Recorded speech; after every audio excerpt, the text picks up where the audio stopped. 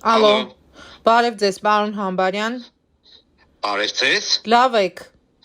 Լավ, շնորհակալություն, դուք ինչպես եք։ Լավ եմ, շնորհակալ եմ։ Պարոն Համբարյան, ձեզ նորից անհանգստացնում է Գայանե Զարգարյանը Նյուզմեդիա լրատվական գործակալությունից։ Ես ձեզ կխնդրեմ ձեր տեսակետը եւ գնահատականը հնչեցնեիք Նոր-Նորքի քաղաքապետարանում տեղի ունեցած խայտարակ միջադեպի հետ կապված։ Այս ժամերի ընթացքում տարբեր իրավական այսպես գնահատականներ հնչեցվել են տարբեր շրջանակների կողմից, փորձագետների, իրավաբանների, հասարակական քաղաքական գործիչների, բայց կարևոր է քաղաքական վերլուծաբանի նաև գնահատականը, ձեր կարծիքը կատարվածի վերաբերյալ։ Դե իմ կարծիքով նորմալ մարդը այլ կերպ չի տեղի ունեցածը բնորոշի, քան փողոցային խուլիգանություն եւ հատուկ կազմակերպված սադրանք։ Իրենք, այսինքն հանրապետություն կուսակցության ներկայացուցիչները բոլորով գրեթե լծված էին Նոր-Նորքի թաղապետարանում, որի ուրեմն թաղապետը հենց այդ կուսակցության ներկայացուցիչն է։ Այո։ Եվ որքան ես հասկացա, իրենք հատուկ սադրեցին նախ տեսանյութում էլ կա, որ թաղապետարանի աշխատակիցներից մեկը Արթուր Չախոյանին հարվածում է թիկունքից, վզին եւ գլխին այդ պահը շատ լավ ֆիքսված է, բայց որքան մենք արդեն գիտենք, մենք ապրում ենք Նիկոլի խուլիգանապետությունում եւ Նիկոլին ծառայող մենթերը, դրանք իրավապատ չեն, դրանք մենթեր են դասական, լավ կլինի, որ Նիկոլի մենթերը, բարիպուն իմաստով, հիմա զբաղվեն այդ տղայով, ով թաղապետարանի ուրեմն սրահներից մեկում հարվածեց Արթուր Չախոյանին, ինչպես նաև զբաղվեն մյուս խուլիգաններով, ովքեր բորենու նման հարձակվեցին Արթուր Չախոյանի վրա եւ այդ իրենց մասովկայով դաժան ծեծի ենթարկեցին։ Գիտեք խնդիրը որն է, որ այս քաղաքական ուժի ներկայացուցիչները, իսկ դա գիտեք Վազգեն Սարգսյանի եղբոր Արամ Զավենիսարքսյանի հարազատ քաղաքական ուժի ներկայացուցիչներն են եւ մեծ ուրախությամբ նրանք հլու հնազանդ ծառայում են մեկին, ում առավոտից իրիկուն Ադրբեջանի բռնապետը ուղղակի ստորացնում եւ նսեմացնում է։ Եւ այդ նույն մարդիկ, ովքեր ի պաշտոն է ծառայելով կապիտուլյանտ Նիկոլին, պետք է Ադրբեջանի նախագահին, ադրբեջանցի երեսփոխաններին եւ մյուս այլ պաշտոնյաներին, ովքեր զբաղված են Հայաստանի Հանրապետությանը վիրավորանքներ հասցնելով, հայ ժողովրդին ամենավերջին ուրեմն վիրավորանքները ուղղելով, այդ փոխանակ այդ անձանց արձագանք են, իրենք հային են ծեծում Երևանում եւ ծեծում են մեկ պատճառով, որովհետեւ Արթուր Չախոյանը եւ Երևանու ավագանու Մայր Հայաստան խմբակցության անդամ Մեսրոպ Մանուկյանը բացահայտել են գործող իշխանությունների խայտարակ թալանը, բարի բուն իմաստով։ Այդ մարդիկ ընդամենը մի քանի օր է բարձրաձայնում են փաստերով, իդեպ նշեմ, կրկնում եմ, փաստերով, նրանք չեն ուրեմն մերկապարանոց հայտարարություններ չեն արել ասելու համար, նրանք նաև ներկայացնում են ուրեմն ապացույցներ։ Նրանք փաստերով ներկայացնում են, որ օրինակ Երևանի 105-րդ մանկապարտեզի վերանորոգումը տեղի է ունեցել խայտարակ ուրեմն բաց թողումներով այդ թաղապետ կոչված այդ բուղայի պատճառաբանությունները թե մենք չենք ընդունել դեռ նախ ինչի չեք ընդունել դեռ ով է ձեզ թույլ տվել դեռ հունվարին հանձնվելիք մանկապարտեզը մենք ապրիլի 31 դուք հələ չեք ընդունել ով է ձեզ թույլ տվել այդ մեկ երկրորդը բա ով է գնալու թաղապետարանից կամ քաղաքապետարանից ստուգի թե այդ աշխատանքները ինչ որակով են իրականացվել ինչ է նշանակում բանը ասֆալտը պոկում են նորմալ ասֆալտը մարդ կարող է պոկել իհարկե ոչ մարդիկ երկու մատով քար են պոկում անում շենքի միջից Ինչի մասին է խոսքը։ Բայց Նոր-Նորքի թաղապետն ասում է, որ ինքը տղա է եւ պաշտպանել է իր ինքնասիրությունը, իր արժանապատվությունը, ասում է ես տղա եմ, Այնտեղ Երևանի ավականու հանրապետություն խմբակցության անդամ Անի Խաչատրյանն էլ ողջունեց, որ որպես տղա փաստորեն տղայական այդ կեցվածքը ճիշտ գնահատեց թաղապետի եւ նկատենք այստեղ, որ Անի Խաչատրյանը նաեւ անդրադառնալով ծեծկռտուքին բազում այսպես գնահատականներ էր հնչեցրել, որ այդ ամենը սադրանք է եղել հենց Արտուր Չախոյանի կողմից։ Բերեք ես ավարտեմ այս կոռուպցիայի բաղով եւ ասեմ ձեր այդ հարցին։ Ուրեմն բարձվում է ըստ տղաների Մեսրոպ Մանուկյանի եւ Արտուր Չախոյանի այդ մանկապարտեզի վերանորոգման համար դուրս է գրվել ուշադիր մոտ 300 միլիոն դրամ գումար մեկ մանկապարտեզի վերանորոգման համար։ Եվ այդ մանկապարտեզը կրկնում եմ պետք է հանձնվեր շահագործման 2025 թվականի հունվար ամսին։ Պայմանագիրը կնքվել է, որքան ես հիշում եմ 19 ապրիլի 2023 թվականին եւ 550 օրվա ընթացքում 300 միլիոն դրամ ստացած այդ կազմակերպությունը, որի անունն է Լիլիան Արմ կազմակերպություն, իդեպ Մեսրոպ Մանուկյանը Երևանի ավականու նիստի ժամանակ բացահայտ նշեց, որ այդ կազմակերպության սեփականատերը կամ նրա հետ ասոցացվող մարդը ժամանակին եղել է Երևանի ուրեմն ավականու տեխնազու եւ նրա անունը եղել է ԿՊ-ի ցուցակում։ Այսինքն յուրայիններով են անցնում։ Մենք տեսնում ենք բացահայտ կոռուպցիա, այսինքն մենք տեսնում ենք անորակ աշխատանք, այնտեղ նույն կոյուղին էր խայդարակ վիճակում պատերի, այդ ներգերն էին թափվում պատերից, մարդիկ ինչ ուզում պոկում էին նույն կարերը, խայդարակ վիճակում էր, ասֆալտը կարելի էր ձեռքով պոկել, ասֆալտի միջից ծառեր, ծաղիկներ էին աճել ու բարձվում է, որ մեղավոր են դրա համար տղաները, իրենք պետք է ձեռք չտային։ Իրենք դրանով փչացնում են, այդ կեղտոտ թեզնել են առաջ տանում սրանք։ Եվ այս խնդիրը ես էլ եմ կրկնում, այսօրվա ծեծի խնդիրը ուշադրության շեղումներ այդ կոռուպցիայից։ Իրենք փորձում էին ծեծի միջոցով հանրության ուշադրությունը շեղել Արտուր Չախոյանի վրա, որովհետեւ մարդիկ մոռանան, որ ասենք թե Լիլիան Արմ կազմակերպությունը ըստ Մեսրոպ Մանուկյանի, որը իրականացնում է վերանորոգման աշխատանքներ, շատ անորակ աշխատանք է կատարել։ Եվ խնդիրը հետևյալն է, թե իսկ ինչու Երևանի քաղաքապետարանը եւ Նոր-Նորքի թաղապետարանը արդեն անցել է ժամկետից շահագործման ժամկետից արդեն անցել է 4 ամիս ուղիղ, ինչեւ հիմա չեն շահագործում այդ մանկապարտեզը, ով է իրենց թույլ տվել խախտել ուրեմն պայմանագրի համապատասխան կետը։ Ինչ վերաբերում է Նոր-Նորքի այդ բուղա ուրեմն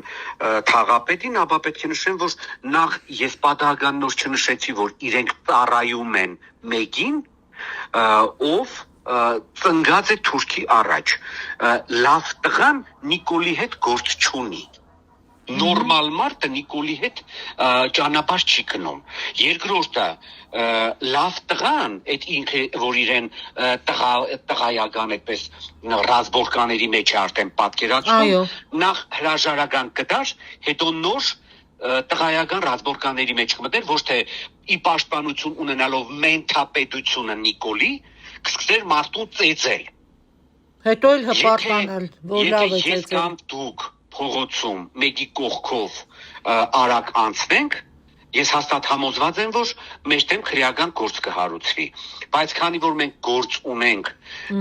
Նիկոլի խուլիգանապետության հետ, ապա մենք տեսնում ենք, որ Նիկոլին հլու հնազանդ ծառայող անձինք մնում են անպատիժ իրենց խուլիգանության համար։ Երկրորդը այդ որ ինքը այդքան շատ հբարդանում է Արամ Զավենի Սարգսյանով, հələ թող մի հատ պարզի, թե Արամ Զավենի Սարգսյանի, Վազգեն Սարգսյանի եղբոր Հուշարձանին ով էր նստել Շուշիում, ով էր պղծում Վազգեն Սպարապետի արձանը եւ գնա ուրեմն վրեժ լուծի։ Այ տղայականը դա կլինի, որ մենք մի օր տեսնենք, որ այ ինքը ճշտել է ով է այդ ասկյարը կամ ով է Թուրքի լամուգը եւ կգնա եւ վրեժ կլուծի։ Ինչ տղայականից են խոսում։ Դրսում հավեն Հայաստանում իրենք մրկահավ են իրենց Երևակայում։ Այ ոչնչություններ դուք սկի չեք կարող ձեր ղեկավարի համար ինչ որ ծլվլոց անել, երբ որ Ադրբեջանի բռնապետը ասում է հարբեցող ծաղրածու եւ նրա պատճառով վիրավորում է ողջ հայ ժողովրդին։ Հիմա եկել եք դուք Հայաստանից այս տղա եք Երևանում, այստեղ տղայականի ոչ մի բան չկար։ Կրկնում եմ եւս մեկ անգամ եւ ել չեմ ասի այս մասին։ Սա հատուկ կազմակերպված սադրանք էր ԿՊԻ եւ Հանրապետություն կուսակցության ներկայացուցիչների կողմից, որբիսի հանրության ուշադրությունը շեղվի այն փաստից, որ ԿՊ-ն եւ իր հետ աֆիլացված, իր հետ սերտ համագործակցող Հանրապետություն կուսակցության ներկայացուցիչները զբաղված են թալանով, զբաղված են կոռուպցիայով, զբաղված են անորակ աշխատանքներ կատարող կազմակերպությունների հանցանքները թաքցնելով։ Էլ եմ կրկնում, ով է թույլ տվել նոր-նորքի թաղապետին, խախտելով պայմանագիրը, չընդունել վաղուց պատրաստված մանկապարտեզը շահագործման։ Հələ թող կամ եթե չեն ընդունել, ինչի համար չեն ընդունել։ Պարոն Համբարյան, տեսել եք այդ ակտերը հարգելի Գայանե, թե ոչ, ինչի համար չեն ընդունել։ ոչ։ Այսինքն Երևանի ավագանու անդամ Մեսրոպ Մանուկյանը, Այո։ հասարակական գործիչ բլոգեր Արթուր Չախոյանը այդ մասին պետք է բարձրաձայնեն, հա։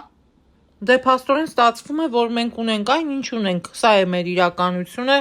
գաղջ եւ անընդունելի։ Պարոն Համբարյան, նույն Երևանի ավագանու հանրապետություն կխմբակցության անդամ Անի Խաչատրյանը, խոսելով այս միջադեպի մասին, նա նշեց, որ Չախոյանի գործողություններում քաղաքական նրբերանգներ եւ ենթատեքստեր է տեսնում, ասաց, որ նա փաստորեն կառավարողներ ունի, ովքեր դրսում են եւ այսպես որոշակի ռեպլիկներ բաց թողեց նույն Չախոյանի ուղղությամբ։ Դրա հետ կապված ինչ կարծիք ունեք, ձեր մեկնաբանությունը հետաքրքիր էր իմանալ։ Այսինքն լավ, ես ուզում եմ հասկանամ այդպես ռազմեր կնոջ կարծիքով, եթե մարդը երկու մատով պետական բյուջեից դուրս գրված ահռելի գումարներով իբր վերանորոգված շենքի միջից այսպես մի քանի մետր բարձրության վրայից հանում է քար, մեծ քար։ Այո։ Պատին ձեռ է տալիս, այդ պատը փլվում է։ Ցույց է տալիս, որ կոյուղին անսարք վիճակում է, որովհետև ամբողջությամբ երևում էր, որ ուժեղ անձրևների պարագայում այդ կոյուղին լրիվ դուրս է գալիս։ Չի հոսում կոյուղատար, ուրեմն այդ կոյուղատարով, այլ դուրս է հոսում։ Ասեք, մարդը ցույց է տալիս, որ պատը քանդված է։ Մանկապարտեզի վերանորոգված պատը քանդված է։ Ես հիմա հարց եմ տալիս, դա ինչ քաղաքական աստառ է։ Կամ եթե դուք տեսում եք ինչ որ բացասական բան եւ բարձրաձայնում եք, բարձում է դուք իրավունք չունեք բարձրաձայնել, որովհետեւ դա քաղաքականություն է ըստ այդ եսին ինչի։ Եվ դա ուրեմն նաեւ ապացույց է ըստ այդ եսին ինչի, որ այդ մարդը ինչ որ պատվիրատուներ ունի։ Գործը արեք որակով եւ Տարոն կներեք Արթուր Չախոյանը եւ Մեսրոպ Մանուկյանը թեմա չեն ունենա լուսաբանելու։ Լավ, այս մարդիկ չեն հասկանում, որ հենց իրենց կոռուպցիայով, իրենց հովանավորչությամբ, իրենց անորակ աշխատանքով, իրենց դիլետանտիզմով, անգրագիտությամբ, տգիտությամբ, զորբայությամբ, խուլիգան վարքագծով հայտնվում են մամուլի եւ հասարակության ուշադրության կենտրոնում։ Եթե այդ մանկապարտեզը, այո, որի վերանորոգման համար պետական բյուջեից իմ, ձեր, Արթուր Չախոյանի, Մեսրոպ Մանուկյանի, մյուս տասնյակ հազարավոր քաղաքացիների կողմից վճարված հարկերի միջոցով իբր վերանորոգված մանկապարտեզը, եթե իրականում նորմալ վերանորոգվեր, հարց եմ տալիս, Արթուր Չախոյանը կկարողանար այս թեման առաջ տանել։ Միանշանակ ոչ։ Պարոն Համբարյան, ինչի մասին է խոսքը։ Այդ նույն եսիմ ինչ, որի անունը Անի է, հələ թող մի հատ պարզաբանի, թե այդ անորակ գործը, որի հեղինակները ըստ Մեսրոպ Մանուկյանի Լիլիան Արմ կազմակերպությունն են, արդյոք կապ ունեն ԿՊ-ի հետ։ Արդյոք այդ կազմակերպությունը նաև ժամանակին շատ անորակ աշխատանք է կատարել Երևանի գայի արձանի շրջակայքը, ուրեմն կարգի հրավիրելու առումով կամ հիմա ըստ եւս ասեկոսեների եւ լուրերի այս կազմակերպությունը եւս Երևանի մի քանի մանկապարտեզների վերանորոգման տենդերներ է շահել եւ այդ մանկապարտեզները արդյոք վերանորոգված են այս նույն որակով են չագերտավոր վերանորոգված ես չեմ հասկանում եթե կարելի է գործը որակով անել ով կարող է որակով արած գործին անուն դնել հարց եմ տալիս այսինքն ըստ էս եսիմ ինչ որի անունը անի է, ոչ ոք իրավունք չունի բարձրաձայնել որևէ բան, որովհետև դա քաղաքականություն է ըստ սրա։ Հասկանում եք պրիմիտիվ տգետի ինքնապաշտպանական ռեակցիա։ Պրիմիտիվ տգետի։ Ինքը չի ասում, որ աշխատանքը կատարվել է խայտառակ վատ։ Իդեպ լրագրողներին եւս հասցրեց վիրավորել Անի Խաչատրյանը անվանելով ինչ-որ Քոչարյանի տուզիկներ եւ այլն, երբ որ լրագրողները Վազգեն Սարգսյանի անձնական օգտագործման եսիմ ինչն է։ Կներեք, Արամ Զավենի Սարգսյանի անձնական օգտագործման եսիմ ինչն է։ Հետո, եթե լրագրողները Քոչարյանի տուզիկներ են, ինքն էլ Արամ Զավենի Սարգսյանի զիբիլի վրայի կատուն է։ Այդ լրագրողները շատ-շատերը իմ ընկերներն են։ Ես էլ իրան այդ ձևի կարձագանքեմ, իրանով է թույլ տվել մարդկանց վիրավորել։ Այսինքն երբ չկան հակափաստարկները, այդ դեպքում գործում են վիրավորանքները, ստացվում է։ Դե ինքնըստինքյան։ Այս վիրավորանքների, այս սկանդալների, այս ծեծուջարդի, այս բեսպրեդելի, այս խայդարագությունների միջոցով Նիկոլի իշխանությունը փորձում է քողարկել իր համակարգային կոռուպցիան, որը հիմա սարսափելի մասշտաբներով ծաղկած է Հայաստանի Հանրապետությունում եւ որի իբր թե գոյություն չունենալու մասին Նիկոլը ամեն անգամ, ամեն քայլափոխի, ամեն ուրեմն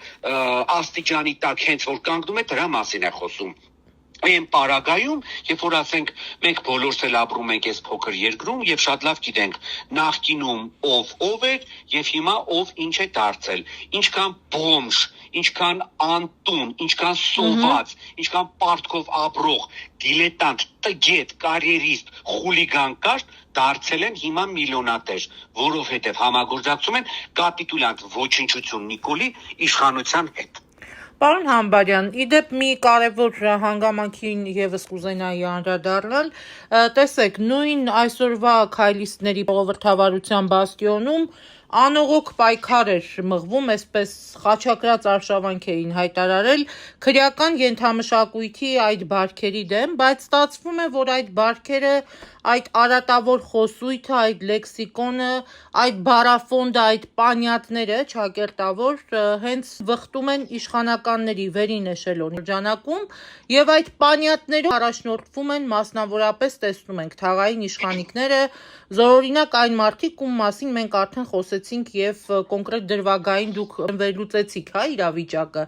Ինչպես հասկանալ, ինչպես բացատրել այս ամենը եւ այս համատեքստում կուզենայի նաեւ զուգահեռներ անցկացնել նորընտիր քաղաքապետ Գյումրու նորընտիր քաղաքապետ Վարդան Ղուկասյանի միջև, երբ նրանք օրեր առաջ նույն քայլիստները այսպես հեգնում էին, որ չգիտեմ, կրիմինալ բարքերով աչքի ընկնող քաղաքապետը նորից փաստորեն բազմեց գահին եւ այլն, նորից այդ պանյատներից էին խոսում, այդ խոսույթն էին մատնանշում եւ այլն։ Հիմա ինչով են իրենք տարբերվում այն մատնանշած օդիոզ դեմքերից, չնայած համեմատելու եզրեր էլ չկան իրականում, բայց այդուհանդերձ փաստորեն մի բանի դեմ պայքարում են, բայց իրենք մանկության երազներում փորձել են նմանվել այդ կերպարներին կամ այդ մշակույթը կրել իրենց ներսում, դա եմ ուզում հասկանալ։ Ուրեմն իրանք երբեք ենթամշակույթ չեն կարող լինել։ Իրանք դասական փողոցային խուժան են։ Ենթամշակույթ կրող մարդիկ պայքարում են այս խուժանների դեմ։ Սկսենք այդտեղից։ Այսինքն իրանք եթե երազել են այդ ենթամշակույթով ապրել, իրանք այդպես երազանքով էլ մնում են։ Ենթամշակույթով ապրող մարդիկ երբեք խուժանություն չեն անում, երբեք կոդլով մարդ չեն ծեծում։ Երբեք մենթերին չեն օգտագործում որպես պաշտպան, որպեսզի իրենց խուլիգանությունը առաջ տանեն։ Սկսենք այդտեղից։ Եվ ձեր հարցի մեջ շատ լավ օրինակ բերեցիք։ Այո։ Վարդան Ղուկասյանին ամենօրյա ռեժիմով հիշող քայլիստները այսուհետ իրենց իշխանության Երևանի նորքի խուլիգան փողոցային վարկագծով հայտնի արդեն թաղապետիկին կհիշեն ու հուսան Վարդան Ղուկասյանին կմոռանան։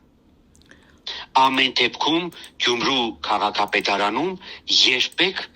որևէ բաժնի պետ եւ որևէ փոխքաղաքապետ կամ քաղաքապետ նախկինների օրոք քաղաքացիներին քացուտակ չի առել, չի մարմնական վնասվածքներ պատճառել ու չի անձնական վիրավորանքներ տվել։ Եթե այդ տիպի բաներ եղել են էլ, այո, բայց ոչ քաղաքապետի մասնակցությամբ, այլ նրա շրջապատի դրանք եղել են քաղաքապետարանից գոնե դուրս, գոնե այդ պահը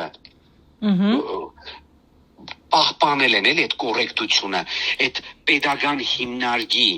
պետական շենքի ճագերտավոր ասած նկատմամբ հարգանքը միշտ եղել է։ Հիմա ինչ հարգանք, սրանք ով են, ինչ են, սրանց ապրած կյանքը ինչ է, որ սրանց ղեկավարած հիմնարկներն էլ հարգվեն կամ չհարգվեն։ Դե խոսում էին այսպես տղայական պանյատներից, տղա Երևալու մոլուցքով այդ փաստորեն այսպես տղայական տղաներ։ Տղայական պանյատներից խոսացող մարդը նախ ամենաառաջինը Այո։ վրեժխնդիր կլիներ այն մարդկանցից, ովքեր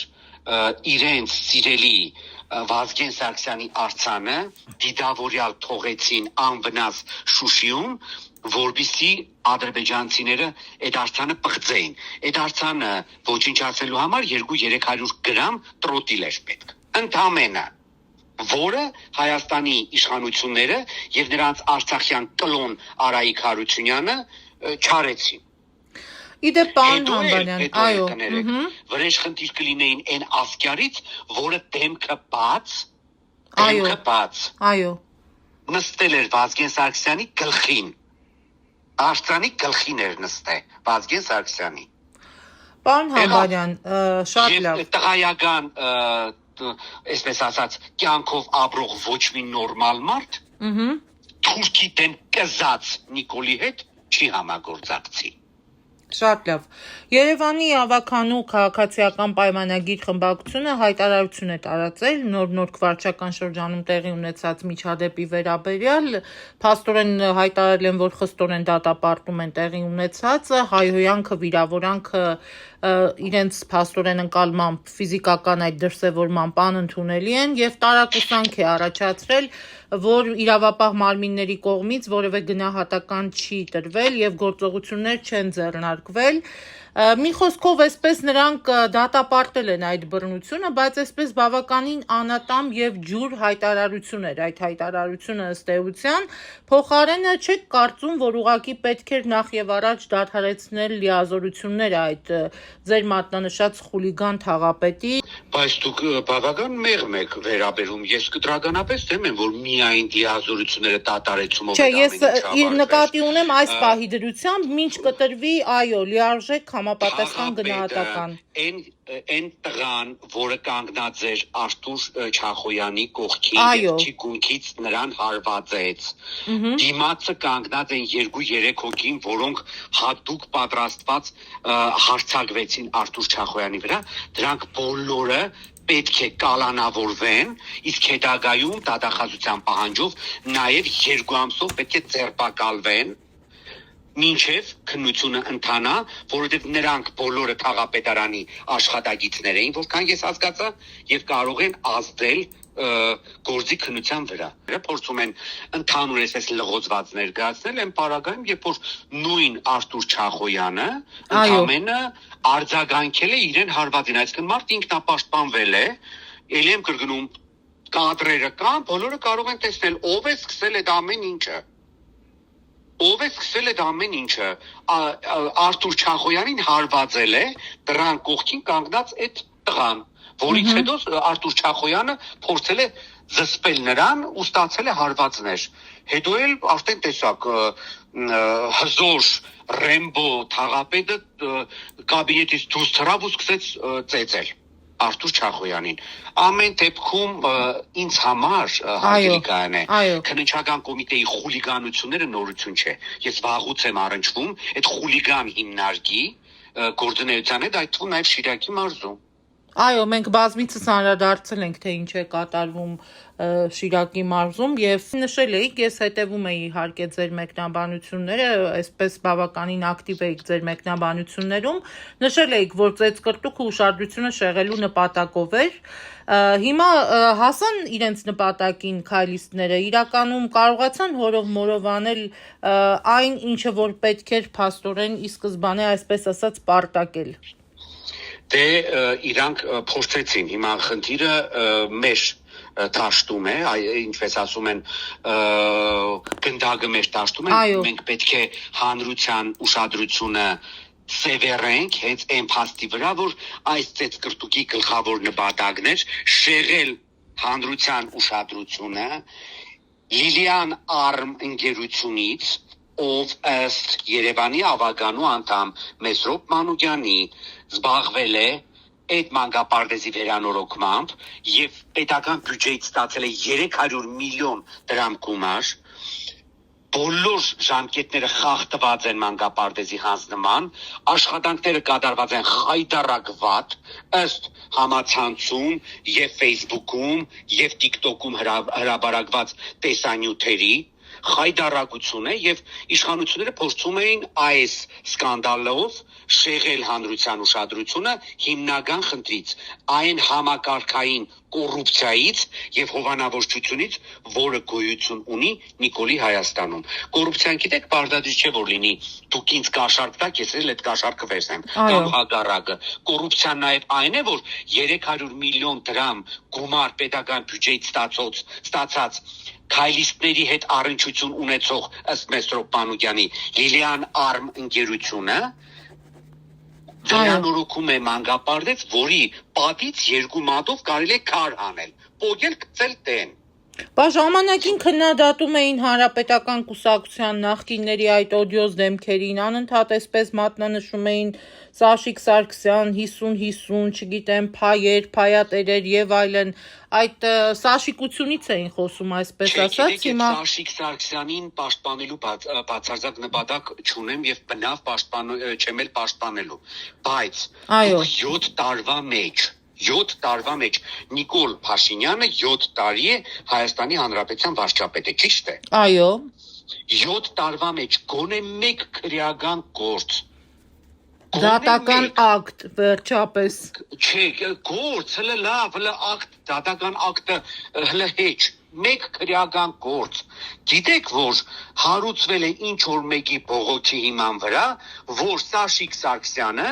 իրեն պարտադրել է իր բիզնեսի 50%-ը տալ իրեն։ Մենք չտեսանք փաստերը միջորս այդպես էլ։ Ես չեմ տեսել անկեղծ ասած։ Կամ այդ նույն Վարդան Ղուկասյանի օդիոզությունից որ խոսում են, կամ այն Նազելի Բաղդասարյանը հանցագործ, թալանչի, գող, չգիտես ինչ, ավազակ եւ այլն։ Վահագն Ալեքսանյանը, չգիտես ինչ, այն չէ, ինչ որ գրառում է արել։ Այո, Ալան Թալանից է խոսում եւ այլն։ Ինչ որ վայրահաչել այդ խմբակային բռնաբարություն, բանման այդպիսի բաներ վայրահաչել էր։ Չհասկանալով, որ ինքը իր զառանցանքով վիրավորում է բոլոր գյումրեցիներին, տպավորություն ստեղծելով, որ մենք այնքան վախվորած ենք ապրել այս քաղաքում, իրանք էլեգան մեզ փրկեցին։ Բա հարց եմ տալիս դրանց, բա Վարդան Ղուկասյանը մինչև հիմա ինչի է ազատության մեջ, բա Վարդան Ղուկասյանի դեմ ինչի քրեական գործեր չկա հարուցված մարտասպանության, խուլիգանության, վախի մթնոլորտ ստեղծելու, այսինքն աղապեկության համար։ 7 տարի է ինչ որ բանը ապորինի ուրեմն ձեռք բերված գույք ինչ որ այդ հոդվածներով այդ դե այդ նույն հոդվածներով բոլորն են այսօր անցնում, պարոն Համբարյան, տարբեր շրջանակներ անցնում են այդ նույն հոդվածներով, նախկին չինովնիկներ պետական պաշտոն զբաղեցրած տարատեսակ անձին կանցնում են այդ նույն փաստորեն հոդվածով։ Ես նախկիններին ամենաշատ քննադատողներից եմ եղել։ Այո, ես փաստում եմ, այո։ Ես հիմա էլ եմ քննադատում։ Ես օրինակ երբեք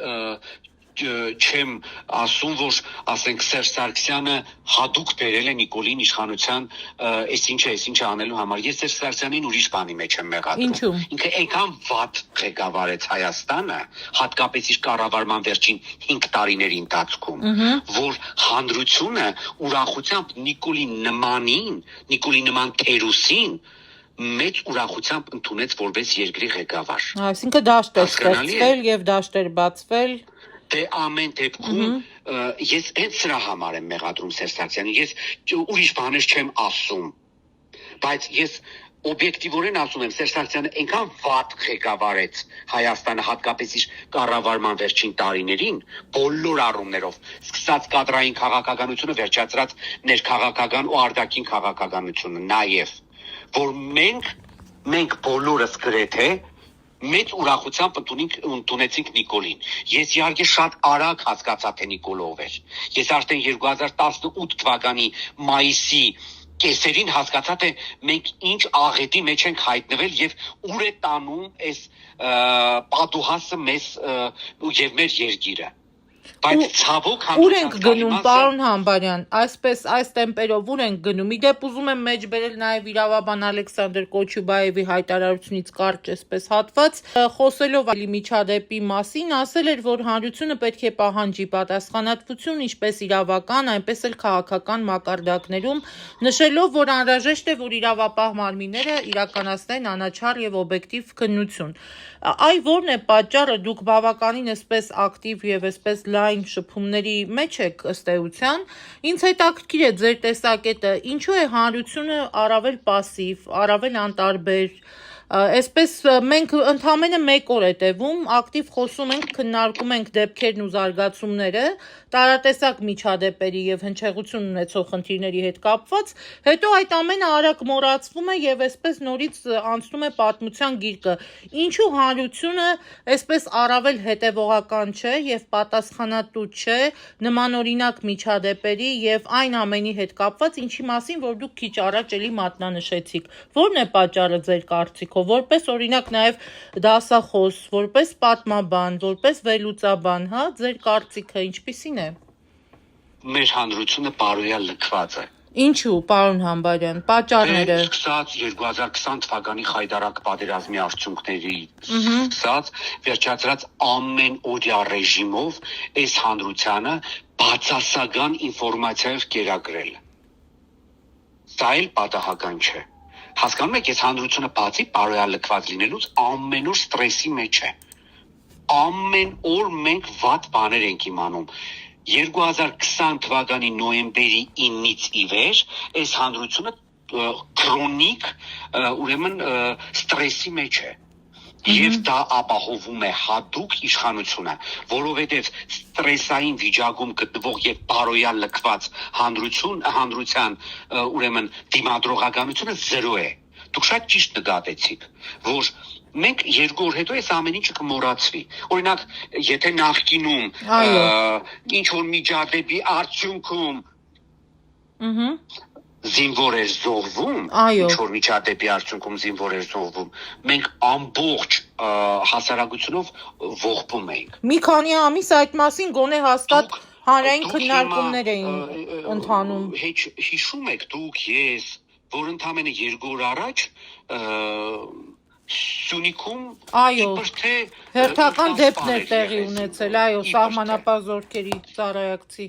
հետ կապված եք մատնանշում, այո։ Պարոն Համբարյան, քանի որ դուք խոսեցիք նաև բանակում տիրող իրավիճակի եւ այդ սպանություններ, ինքնասպանություններ եզրույթին, հա, անդրադարձանք, եթե հնարավոր է թեմայից դուրս, բայց այսպես փորձենք ամփոփել, այդ ամենը ինչով կբացատրեք եւ առհասարակ բանակում տիրող այս ամենաթողությունը ինչով եք պայմանավորում, որովհետեւ ամեն անգամ, երբ քննադատություն ենք հնչեցնում բանակում տիրող բարքերի, վարքերի, հրամկազմի, սպա զինվոր փոխհարաբերությունների եւ այլ խնդիրների հետ կապված անընդհատ հակադարձում են, դե նախկինների օրոքել նույն պատկերն էր, դե նախկինների ժամանակ էլ կային այդ դեպքերը, այդ միջադեպերը, որ ցանկացած իրավիճակում հղում է արվում նախկիններին։ Այ դուք ինչ կասեք նաեւ դրա հետ կապված։ Ուրեմն նախկինների օրոք այս քանակությամբ միջադեպեր չեն եղել, բանակում դա մեկ։ Կա ստատիստիկ տվյալ։ Վերջնային եւ տեսնենք, որ այդպիսի բան չկա։ Երկրորդը նախկինում մենք ունեցել ենք հաղթանակած բանակ։ Եվ պատահական չէ, որ Նիկոլի իշխանության գալուց հետո թիրախավորեց հենց բանակը։ Նիկոլի գլխավոր նպատակը բանակը ամբողջությամբ կազմաքանդելն է, որը Ադրբեջանի նախագահի պահանջներից մեկն է, որովհետև Ադրբեջանի նախագահան նոր պահանջներով է հանդես եկել։ Ադրբեջանի բռնապետը բացի այն պահանջներից, որ ընդգրկված էր խաղաղության պայմանագիր կոչված թյուրիմացության թղթի կդորի մեջ, որը Նիկոլը շատ ավրալ կերպով վերջի երկու պահանջը ընդունեց, որովհետև իր եվրոպական հայրերը հովանավորների դեմս Ֆրանսիայի եւ Մեծ Բրիտանիայի շատ արագ ասեցին, որ ընդունի, որ Բաքուն իբր թե դա ստորագրի, որովհետև Բայդենի աշխատակազմը հրաժեշտ տվեց իշխանությանը եւ Թրամփը կարող է չկպաշտպաներ Նիկոլին եւ չի էլ պաշտպանում հələ որ այս պայի դրությամբ ամեն դեպքում բացի այդ պահանջներից Ադրբեջանը եւս նոր 5 պահանջներ է դրել Հայաստանի դիմաց եւ դա Հայաստանին հասկացվում է ադրբեջանական լրատվամիջոցներում հրապարակվող վերլուծությունների եւ նյութերի միջոցով, որոնք դուք գիտեք Ադրբեջանում ազատ մամուլ չկա, դրանք բոլորը Ալիևի գրբանային կայքերն են եւ նույն ասենք Բաքու TV-ն նշում է, որ Հայաստանը եւս 5 պահանջ պետք է կատարի։ Հայաստանը պետք է ներողություն խնդրի Ադրբեջանից ագրեսիայի եւ օկուպացիայի համար, Հայաստանը պետք է փոխհատուցի Ադրբեջանին ագրեսիայի եւ օկուպացիայի համար, Հայաստանը պետք է ընդունի 300,000 թուրքի Հայաստանում եւ նրանց տա անվտանգության եւ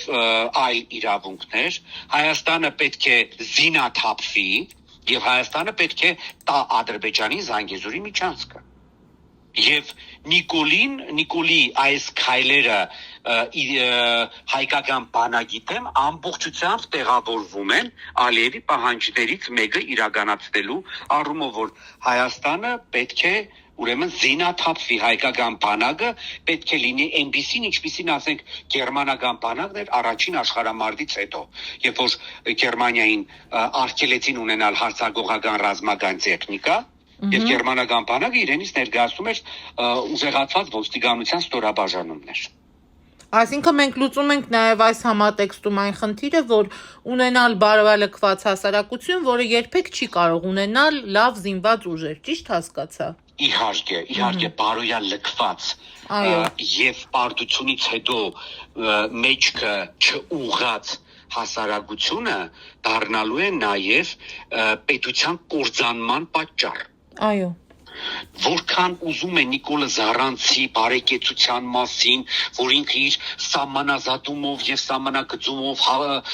խաղաղություն է բերելու, բայց չէ որ մարդիկ իրենք տեղում գիտեն, որ այդպես չէ։ Նիկոլը գնում Տալինում, Լոնդոնում, Վաշինգտոնում, Փարիզում հայտարարություններ է տարածում, որ այդ իր բերած սահմանազատումը եւ սահմանակցումը վերջին ուրեմն անվտանգության երաշխիքներն են, բա հարց ոսկեպար գյուղից այս պայթրությամբ ինչ են երկու ընտանիքներ տեղափոխվել Ռուսաստանի Դաշնություն, երկու ընտանիքներն էլ ըստ Տավուշի մարզում ապրող լրագրող Ոսկան Սարգսյանի պատրաստվում են լքել գյուղը։ Ինչի մասին դուք խոսել էիք մեծ այդ զրույցում 1 տարի առաջ։ Դուք խոսել եք անցել այդ սահմանազատումից 1 տարին էլ հələ չի լրացել, ամռանը նոր կլրանա, 1 տարի է անցել, բայց ոսկեպարի նման փոքր գյուղը եթե լքեն 4 ընտանիք, դա բավական մեծ թիվ է, սա ցույց է տալիս, որ մարդիկ չեն հավատում Նիկոլին, ես ոնց կարող եմ պաշտպանության նախարարությանը հավատալ, երբ որ այդ պաշտպանության նախարարություն կոչված կառույցը ոչ միայն 44 օրյա պատերազմի ժամանակ խաբեց մեզ, ոչ միայն 2021, 22, 23 թվականի իրադարձությունների ժամանակ խաբեց մեզ, որ ադրբեջանցիները իբր թե Հայաստանի տարածք չեն մտել եւ Հայաստանի տարածքները չեն գրավել։ Ես ո՞նց կարող եմ դրանց հավատալ, երբ որ ընդամենը օրեր առաջ ադրբեջանցիները կրակում էին խնածախի։ Այո։ Իրանք ասում էին, դա անկանում կրակե օդը, այսինքն օդը կրակելով վնասվում են խնածախի բնակիչների տները, գույքը վնասվում է, բախտի բերմամբ մարդ չի մահանում, եւ դա ընդամենը օդ կրակել է, հա։ Ում են խաբում սրանք։ Պարոն Համբարյան, ինչով եք պայմանավորում իշխանականների ջղաձգումները այս ֆոնին, հենց այս խնդիրների մեջ տեսնել այդ ջղաձգումների պատկերը, թե այլ պատճառներ էլ կան, որովհետև դրանք խիստ ակնհայտ են։ Հանրապետության իշխանությունները հանցագործ են, սկսած Նիկոլից վերջացրած վերջին քայլիստով, ով ծառայում է Նիկոլին։ Իսկ հանցագործը գործում է հետևյալ սկզբունքով. չկա զոհ, չկա հանցագործ։ Եվ իրենք գործում են հետևյալ սկզբունքով, կամ իրենք մնում են Հայաստանում իշխանություն, կամ իրենք կործանեն Հայաստանը, եթե իրենք իշխանության չեն մնալու։ Որովհետև եթե իրենք չեղան իշխանություն եւ Հայաստանը մնաց, իրենք դատվելու են։ Եթե իրենք մնալու են, ուրեմն Հայաստանը դեռ մնալու է ըստ իրենց, բայց իրականում Հայաստանը չի մնալու։ Հայաստանը չի մնալու, աշխարհում չկա գետ մեկ դեպք, եթե պարտված երկիրը կատարելով իրեն հաղթողի բոլոր պայմանները արժանապատիվ այդ ամեն ինչից դուրս եկե, չկա նման բան։ Իսկ ինչու մեզ այդ նման բան տեղի ունեցավ։ Ինչու մեզ Նիկոլ Փաշինյանը առաջնորդում է հետևյալ կերպ. կամ ես կլինեմ Հայաստանի Հանրապետության ղեկավար, ուզում է Հայաստանի Հանրապետությունը նույնիսկ դե ֆակտո չլինի։ Հայաստանը դառնա Արևմտյան Ադրբեջան, ինքը Արևմտյան Ադրբեջանի վիլայապետը թող լինի։ Բայց ինքը պետք է լինի։ Եթե ինքը չի լինելու, ուրեմն Հայաստանն պետք է չլինի արդեն դե յուրե։ Այն Նիկոլը գործում է դասական հանցագործի հոգեբանությամբ։ Եթե վաղ ընտրություններ լինեին, պարոն Համբարյան, ձեր կարծիքով ինչպիսին կլիներ պատկերը որպես ամփոփիչ հարց։ Ես ձեզ ասեմ, մեզ համար արդեն որպես դրա ուրեմն ես ասած ինչպես ասեմ ձեզ, որպես այդ հարցի պատասխան մենք պետք է դիտարկենք հիմնականում նաև թիմ ընտրությունները։ Ճիշտ է, ես երբևիցե թիմ ընտրությունները չեմ նույնացրել համապետական ընտրությունների հետ, բայց Փարաքարում եւ Գյումրիում տեղի ունեցած թիմ ընտրությունների արդյունքները շատ նման էին իրար։ Այսինքն մենք փաստորեն ունենք շատ հետաքրքիր մի հատ պատկեր։ ԿՊ-ի ցուցանիշը կարող ցուցանիշն եմ ասում, չեմ ասում վարկանիշը։ ԿՊ-ն լավագույն դեպքում այս պայծրությամբ կիրառելով իր կնդրակեղծարարության բոլոր տեխնոլոգիաները կարող է հավաքել ընդամենը 32-ից 37% ձայն։ Կրկնում եմ, այս պայծրությամբ իրենք իհարկե Գյումրիում տեղի ունեցած ընտրությունների հետևանքները իրենց համար կվերլուծեն եւ համապետական ընտրություններին կփորձեն չեզոքացնել այդ վտանգը։ Իսկ նրանց համար թիվ 1 թշնամին եղավ ակտիվ ուրեմն ընտրողը։ Դուք չմոռանաք, որ նույն Սարիկ Մինասյանը քայլիստների Գյումրիի քաղաքապետի տեխնազուն ընդամենը օրեր առաջ հարցազրույց տալով ԿՊ-ի գրասենյակի մոտ շատ զավեշտալի բացահայտում արեց, ասեց մենք հույս ունեինք, որ կմասնակցեն 33-ից 35,000 մարդ եւ մեր ստացած 17,200 ձայնը բավարար կլիներ 50% ձայն հավաքելու համար։ Այսինքն այստեղից հետևություն, եթե քաղաքագիտական, սոցիոլոգիական առումով կարելի է ենթադրել, թե որքան մասնակից կլինի ընտրություններին, ապա այդ նույն սոցիոլոգիական եւ քաղաքագիտական առումով չի կարելի կանխատեսել, թե այդ 33-ից 35,000 մասնակիցներից որքանը կընտրեն ԿՊ-ին, որ այդպիսի ոսկերչական ճշգրտությամբ համապատասխան ձայներ հավաքեն։ Նաեւ պատահական չէ, որ քայլիստների հետ ասոցիացած մի հատ ժեխափթիր կայք կա, անունը չեմ ուզում տան, որ գովված չլինի, ընտրություններից օրեր առաջ քարոզարշավի օրերին իբր թե սոցիոլոգիական հարցումների տվյալներ էր հրապարակում, իհարկե բացարձակ չնշելով թե ով է այդ հարցումը կատարել, երբ է կատարվել, Հեղինակները աղբյուրը չկար, այո։ կատարվել հասկանալի է, չէ՞։ Ու գրում էին, ասենք, ԿՊ-ն 47%, Եվրա, ուրեմն այդ Եվրաքվե, եսի մինչև Բարսեղյան Լևոնինը 7.5%։ Հետաքրքիր իրավիճակ է։ Չէ, հետաքրքիրը գիտեք որն է։ Եթե հանգարց Գյումրիի թիմ ընտրություններում իրոք մասնակցեին ոչ թե 47,500 ընտրող, այլ ասենք 33-ից 35,000 ընտրող, այդ քայլիստների այդ ժեխապտիրային ԶԼՄ-ի հրապարակած տվյալները 100%-ով իրականություն կլինեին։ Այստեղից հետևություն, քայլիստերը կեղծել են Գյումրիի ընտրությունները։ Եվ fake օգտատերեր կան, ինչպես նաև այլ օգտատերեր կային Facebook-ում, ովքեր մանրակրկիտ նշել էին, թե կեղծման գործընթացը ինչպես է տեղի ունեցել։ Հիմա ցավով պետք է արձանագրեն, որ քայլիստները այդ բացը կլրացնեն եւ կփորձեն հաջորդ ազգային ժողովի ընտրությունների ժամանակ ամեն ինչ անել, որպեսզի իրենք կարողանան զավթեն իշխանությունը Հայաստանում։ Պարոն Համբարյան, եւ մի վերջին հարց։ Ես վերջին հաղորդաշնով պատասխանեմ ձեր հարցին։ Այս պայթրությամբ քայլիստների ռեյտինգը իրականում 13-ից 15% է։ Վարչական ռեսուրսի, ընտրակաշառքների տարբեր մեթոդները կիրառելով եւ ուրեմն ընտրակեղծարարության այլ մեթոդներ եւս կիրառելով իրենք կարող են այս պայթրությամբ 33-ից 35% ձայն ապահովել իրենց համար։ Փաստացի հանրության գոնե դե յուրե 60 ուրեմն 5-ից մինչև 67%-ը նրանց դեմ է։ Դրա վառ ապացույցներն են Գյումրիի եւ Փարաքարի թիմ ընտրությունները, որոնց Նիկոլա ակտիվ մասնակցեց քարոզարշավին եւ չստացավ այն արդյունքը, որը նրանք սպասում էին։ Գոնե Գյումրիի պարագայում, գիտեք, այդ մենք 50%-ից ավել ենք, մենք միանձնյակ ղեկավար ենք քաղաքը, Սարիգը վաղը կգաք ինձ կշնորհավորեք, հիշում եք մարտի 29-ին հայտարարում էր։ Հենց պարտվեցին, ասեցին մենք չենք պարտվել, մենք հաղթել ենք, ամենաշատ ձայները մենք ենք տարել։ Դե քաղաքագիտության եւ սոցիոլոգիայի մեջ աբսուրդ բաներ չկան, բայց քայլիստ են, իրանցից ամեն ինչ սպասելի է։ Այս դեպքում հնարավոր է եւ կարելի է։ Շատ շնորհակալ եմ, պարոն Համբարյան, մեկնաբանության համար, շնորհակալ եմ պատասխանների համար, կհանդիպենք հաջորդ շաբաթ։ Շնորհակալ եմ ձեզ։ Խնդրեմ։ Հաջողություն ձեզ։ Ստեսություն։